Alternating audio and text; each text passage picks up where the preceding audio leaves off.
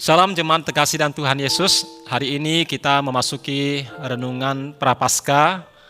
Kita akan membaca dari Lukas pasal 23 ayat yang ke-33. Demikian firman Tuhan. Ketika sampai di tempat yang disebut tengkorak, mereka menyalibkan Yesus dan kedua penjahat itu, seorang di sebelah kanan dan seorang lagi di sebelah kiri Yesus. Allah itu Maha Kuasa. Ketika kita membaca kitab Kejadian, kita melihat bahwa Tuhan menciptakan segala sesuatu dengan ajaib. Tuhan menjadikan langit dan bumi, Tuhan menciptakan alam semesta, Tuhan menciptakan segala isi bumi hanya dengan berfirman. Tidak ada yang sulit bagi Allah, segala sesuatu dilakukan dengan mudah karena Dia adalah Allah yang Maha Kuasa. Dan kekuasaan Tuhan itu juga terlihat dari perbuatan Yesus selama hidup dalam dunia, selama Dia melayani. Dia melakukan banyak mukjizat dengan ajaib. Dia menyembuhkan seorang anak dari pegawai istana yang bapaknya datang memohon Yesus untuk dia pergi ke rumahnya dan menyembuhkan anaknya itu. Tapi Yesus hanya berkata dari jauh, "Pulanglah, anakmu hidup." Dan hanya dengan berkata demikian, anak itu menjadi sembuh. Dia juga pernah membangkitkan seorang anak laki-laki yang sudah mati, sedang diusung untuk dimakamkan. Tetapi Yesus berkata, "Hai anak muda, aku berkata kepada engkau, bangunlah." Dan anak muda itu pun menjadi hidup kembali. Dan begitu banyak mukjizat yang lain yang Yesus lakukan dengan ajaib, karena Dia memang adalah Allah yang Maha Kuasa. Segala sesuatu dilakukan dengan mudah, segala sesuatu tidak ada yang mustahil bagi Tuhan karena Dia adalah Allah yang Maha Kuasa. Tetapi ada satu hal yang tidak mudah untuk Dia kerjakan, satu hal yang begitu sulit untuk Yesus lakukan, untuk Allah kerjakan, yaitu untuk menebus dosa kita dari hukuman dosa, untuk menjadi juru selamat bagi kita.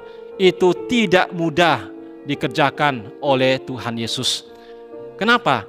Karena untuk menjadi juru selamat bagi kita, Yesus harus mengalami penderitaan yang hebat.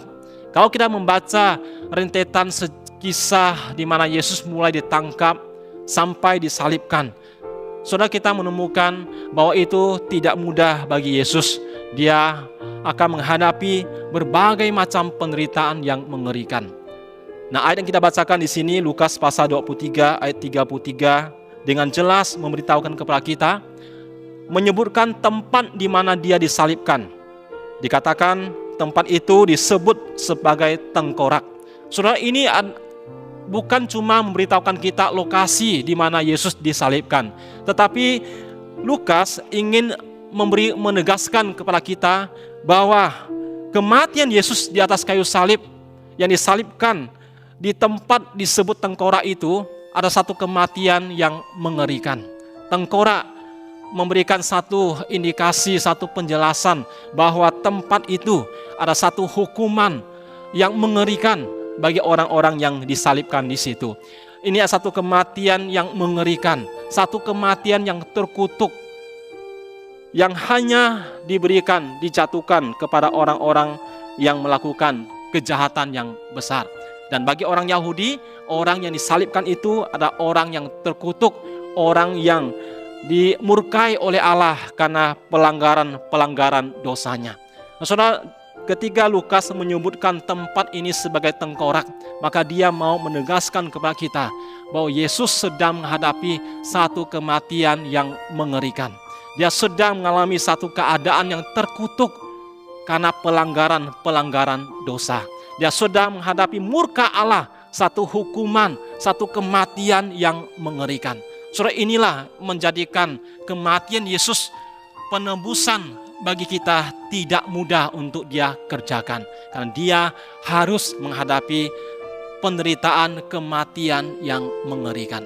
Nah, sekalipun demikian, Yesus tetap taat, tetap rela melakukannya bagi kita, karena Dia sungguh mengasihi kita.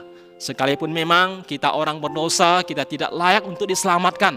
Sekalipun memang untuk menebus kita itu tidak mudah bagi Yesus untuk dikerjakan, tetapi dia tetap taat, rela melakukannya bagi kita, karena dia sungguh mengasihi kita. Mari setiap kali kita melihat tanda salib, setiap kali kita mengenang akan peristiwa kematian Yesus, mari kita mengingat betapa Yesus mengasihi kita. Kita ditebus dengan harga yang mahal. Kita diperdamaikan dengan Allah sehingga kita mendapatkan pengampunan dosa dan keselamatan yang pasti. Mari setiap kali kita mengingat hal itu, kita harus sungguh-sungguh senantiasa bersyukur kepada Tuhan. Saya mengajak kita untuk berdoa. Pertama, kita mau bersyukur akan karya penebusan Kristus yang sekalipun tidak mudah untuk dia kerjakan, tetapi dia melakukannya karena sangat mengasihi kita. Mari kita bersyukur bersama-sama akan hal ini. Yang kedua, kita juga berdoa agar Tuhan menolong kita, memampukan kita untuk hidup senantiasa menjauhi dosa.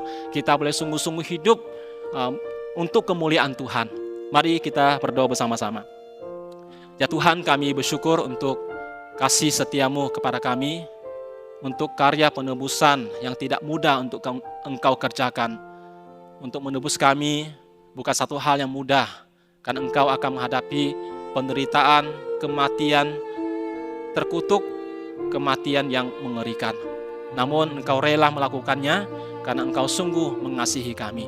Ya Tuhan, kami bersyukur untuk karya keselamatan-Mu, untuk kasih-Mu yang besar bagi kami. Dan mampukanlah kami untuk hidup sungguh-sungguh demi kemuliaan-Mu. Kami boleh hidup untuk memuliakan Tuhan, menjauhi segala perbuatan yang berdosa. Jika Tuhan mendapati di antara kami masih hidup dalam ikatan dosa tertentu, Tuhan mampukanlah kami, berikan kami kekuatan agar kami sungguh-sungguh dapat menang. Kami boleh lepas dari ikatan dosa itu dan kami boleh bangkit hidup untuk kemuliaan Tuhan. Tuhan mampukan setiap kami, semakin hari kami semakin hidup benar, hidup untuk kemuliaan Tuhan. Terima kasih, berkati kami semua. Demi nama Tuhan Yesus kami berdoa bersyukur. Amin. Tuhan berkati kita semua.